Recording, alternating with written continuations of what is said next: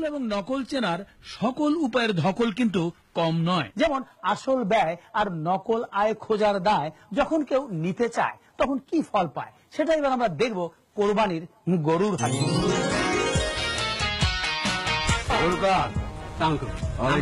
কিরে দাদা, গরুটা তো ভালোই না? হ্যাঁ স্যার, বেশ ভালো। গরুটার দাম কত?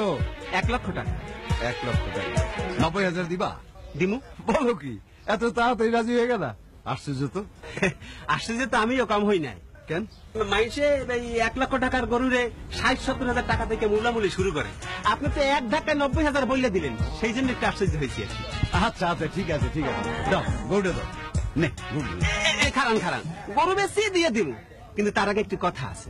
কি কথা? এইটা, আপনি কি কাম করেন? চাকরি করেন।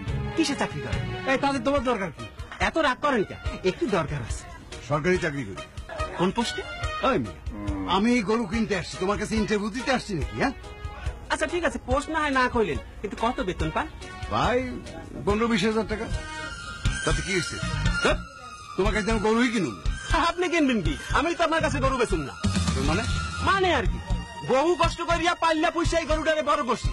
আমি চাই আমার এই গরুটা একটা সৎ লোকের হাতে যাও, কিন্তু আপনারা তো আমার সৎ লোক মনে হইতেছে না। আমি সৎ না অসৎ তোমার কাছে সেই পরীক্ষা দিয়ে আমার গরু কিনতে হবে নাকি? হ্যাঁ, পরীক্ষা অলরেডি আপনি দিয়ে ফেলাইছেন, আর আমিও ফল পাইয়া গেছি। শোনেন, যে লোক মাসে 15-20 হাজার টাকা বেতন পায়, তার পক্ষে কোনোদিনই সম্ভব না 90,000 টাকা দিয়ে একটা গরু কেনা। তাহলে নিশ্চয়ই আপনার আলগা কামাই আছে, এবং সেইটা সৎ পথে না। কি বললাম? তুমি মানুষ চেনো? চিনতে পারলেই তো গরু বেচবো না। কি বললাম? এত বড় সাহস! হ্যাঁ, আর এত ফল পাইয়েন না। মোর গরু চাইতে গেলে চিন্তিয়া গুতাইতে গুতাইতে বিলের মধ্যে নিয়ে হারাইবে। যাই, তোর গরু কিনুম না আমি।